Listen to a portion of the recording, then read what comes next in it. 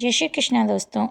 गीता का 9वां अध्याय ओम श्री परमात्मा ने में। उसके उपरांत श्री कृष्ण भगवान बोले, हे अर्जुन, तुझ दोष दृष्टि रहित भक्त के लिए इस परम गोपनीय ज्ञान को रहस्य के सहित कहूँगा कि जिसको जानकर तो दुख रूप संसार से मुक्त हो जाएगा। यह ज्ञान सब विद्याओं का राजा तथा सब गोपनीयों का भी राजा एवं अति पवित्र, उत्तम, प्रत्यक्ष फल वाला और धर्म युक्त है। साधन करने को बड़ा सुगम और अविनाशी है। हे प्रथम, इस तत्व ज्ञान रूप धर्म में श्रद्धा रहित पुरुष मेरे को न प्राप्त होकर मृत्यु रूप संसार चक्र में भ्रमण करते हैं। हे अर्जुन, मुझ सच्चिदानंद घन परमात्मा से यह सब जगत जल से बर्फ के सदृश परिपूर्ण है और सब भूत मेरे अंतर्गत संकल्प के आधार स्थित हैं। इसलिए वास्तव में मैं उनमें स्थित नहीं हूँ और वे सब भूत मेरे में स्थित नहीं हैं, किंतु मेरी योग माया और प्रभाव को देख कि भूतों को धारण पोषण करने वाला और भूतों को उत्पन्न करने वाला भी मेरी आत्मा वास्तव में भूतों में स्थित नहीं है। क्योंकि जैसे आकाश से उत्पन्न हुआ सर्वत्र विचार करने वाला महान वायु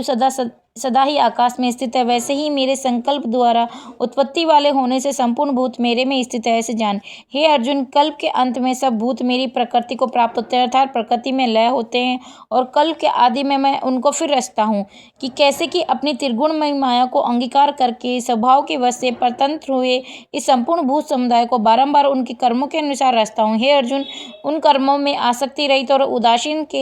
के सदस्य स्थित हुआ मुझ परमात्मा को वे कर्म नहीं बांधते हैं। हे अर्जुन, मुझ अधिष्ठाता के सकाश से यह मेरी माया चराचर सहित सर्व जगत को रचती है और इस ऊपर कहे हुए हेतु से ही यह संसार आवागमन रूप चक्र में घूमता है। ऐसा होने पर भी संपूर्ण भूतों के महान ईश्वर रूप मेरे परम भाव को न जानने वाले मूढ़ लोग मनुष्य का शरीर धारण करने वाले मुझ परमात्मा को तुच्छ समझते हैं, अर्थात अपनी योग माया से संसार के उद्धार के लिए मनुष्य रूप में विचरते हुए को साधारण मनुष्य मानते हैं, जो कि वर्था आशा, वर्था कर्म और वर्था ज्ञान वाले अज्ञानी जन राक्षसों के और असुरों के जैसे मोहित करने वाले तामसी स्वभाव को ही धारण किए हुए हैं।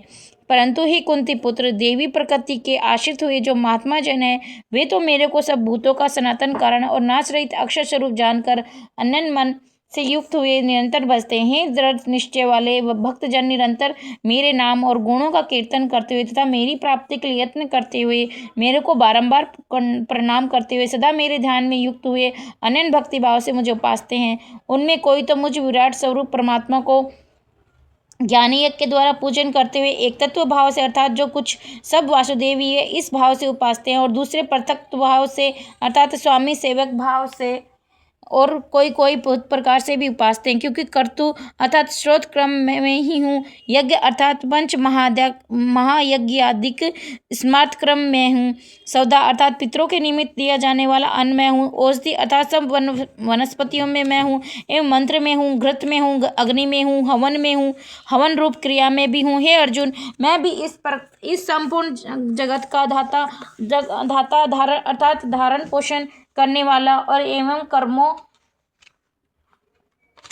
के फल को देने वाला तथा पिता माता पितामह हूँ, और जानने योग्य पवित्र ओमकार तथा ऋग्वेद, सामवेद और यजुर्वेद भी मैं ही हूँ। हे अर्जुन, प्राप्त होने योग्य तथा भरण पोषण करने वाला, सबका स्वामी, शुभ शुभ का देखने वाला, सबका वास स्थान और शरण लेने योग्य तथा प्रति उपकार ने चाकर हित करने वाला, और उत्पत्ति पल्य रूप तथा सबका आधार निधान अविनाशी कारण भी मैं ही हूँ। मैं ही सूर्य रूप हुआ तपता हुआ तथा वर्षा को आकर्षण करता हुआ वर्षाता हूँ। और हे अर्जुन, मैं ही अमृत और मृत्यु एवं सत और असत भी सब कुछ मैं ही हूँ। परंतु जो तीनों वेदों में विधान किए से काम कर्मों को करने वाले और समरस को पीने वाले एवं पापों से पवित्र हुए पुरुष मेरे को यज्ञ द्वारा पूजकर स्वर्ग की प्राप्ति को चाहते हैं, वे पुरुष अपने पुण्य के फलस्वरूप इंद्र को लोक को प्राप्त होकर स्वर्ग में दिव्य देवताओं के भोगों को भोगते हैं। वे उस विशाल स्वर्ग लोक को भोगकर पुण्य क्षीण होने पर मृत्यु लोक को प्राप्त होते हैं। इस प्रकार स्वर्ग के साधन रूप तीनों वेदों में कहे गए से काम कर्म के शरण हुए भोगों की कामना वाले पुरुष बारंबार आने जाने के को प्राप्त होते हैं, अर्थात पुण्य के प्रभाव से स्वर्ग में जाते हैं और पुण्य क्षीण होने से मृत्यु लोक में आते हैं। जो अनन्य भाव से मेरे में स्थित हुए भक्तजन मुझ परमेश्वर को निरंतर चिंतन करते हुए निष्काम भाव से बसते हैं, उन नित्य एक ही भाव से स्थित मेरे में स्थिति वाले पुरुष को योगक्षेम में स्वयं प्राप्त कर देता हूँ। हे अर्जुन, यद्यपि श्रद्धा से युक्त हुए जो सकामी भक्त दूसरे देवताओं को पूजते हैं, वे भी मेरे को ही पूजते हैं, किंतु उनका वह पूजना अविधि पूर्वक अर्थात अज्ञान पूर्वक है। क्योंकि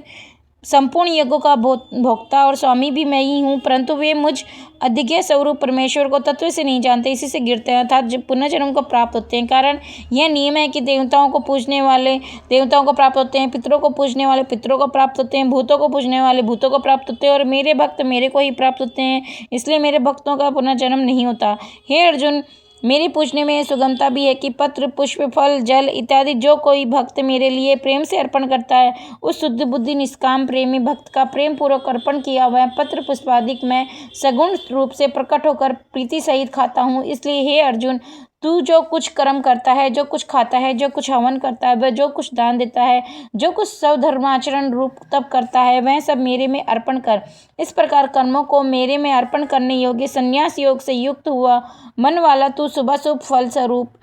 क्रम बंधन से मुक्त हो जाएगा और उनसे मुक्त हुए को मेरे को ही प्राप्त हो जाएगा। यद्यपि मैं सब भूतों में समभाव से व्यापक हूँ, न कोई मेरा अप्रिय न प्रिय है, परंतु जो भक्त मेरे को प्रेम से भजते हैं वे मेरे में और मैं भी उनमें प्रत्यक्ष प्रकट हूँ। मेरी भक्ति का और भी प्रभाव सुन। यदि कोई अतिशय दुराचारी भी अनन्य भाव से मेरा भक्त हुआ मेरे को निरंतर भजता है, वह साधु ही मानने योग्य है, क्योंकि वह यथार्थ निश्चय वाला है, अर्थात उसने भली प्रकार निश्चय कर लिया है कि परमेश्वर के भजन के समान अन्य कुछ भी नहीं है, इसलिए वह शीघ्र ही धर्मात्मा हो जाता है और सदा रहने वाले परम शांति को प्राप्त होता है। हे अर्जुन, तू निश्चयपूर्वक सत्य जान कि मेरा भक्त नष्ट नहीं होता, क्योंकि हे अर्जुन, स्त्री, वैश्य, शूद्रादिक तथा पापी होने वाले भी जो भी कोई भी होवे वे भी मेरे शरण होकर तो परम गति को ही प्राप्त होते हैं। फिर क्या कहना है कि पुण्यशील ब्राह्मण जन और तथा राजसी भक्त जन परम गति को प्राप्त होते हैं। इसलिए तू सुख रहित और क्षणभंगुर इस मनुष्य शरीर को प्राप्त होकर निरंतर मेरा ही भजन कर। अर्थात मनुष्य शरीर बड़ा दुर्लभ है, परंतु है नाशवान और सुख रहित, इसलिए काल का भरोसा न करके तथा अज्ञान से सुख रूप भासने वाले विषय भोगों में न फंसकर निरंतर मेरा ही भजन कर। केवल मुझ सच्चिदानंद वासुदेव परमात्मा में ही अनन्य प्रेम से नित्य निरंतर अचल मन वाला हो और मुझ परमेश्वर को श्रद्धा प्रेम सहित निष्काम भाव से नाम गुण और प्रभाव के श्रवण कीर्तन मनन पठन पाठन द्वारा निरंतर भजने वाला हो तथा मुझ शंख चक्र गदा पद किरीट कुंडल आदि भूषणों से युक्त पीताम्बर वनमाला कौस्तुंभी मणिधारी मणि विष्णु का मन वाणी और शरीर के द्वारा सर्वस्व अर्पण करके अतिशय श्रद्धा भक्ति प्रेम से विहलता पूर्वक पूजन करने वाला हो और मुझ सर्वशक्तिमान विभूति बल ऐश्वर्य माधुर्य गंभीरता उदारता वात्सल्य सुहृदता आदि गुणों से संपन्न सबके आश्रय रूप वासुदेव को विनय भाव पूर्वक भक्ति सहित साष्टांग दंडवत प्रणाम कर इस प्रकार मेरे शरण हुआ तू आत्मा को मेरे में एक ही भाव करके मेरे को ही प्राप्त होएगा। इस प्रकार गीता का 9वां अध्याय समाप्त होता है। जय श्री कृष्ण दोस्तों।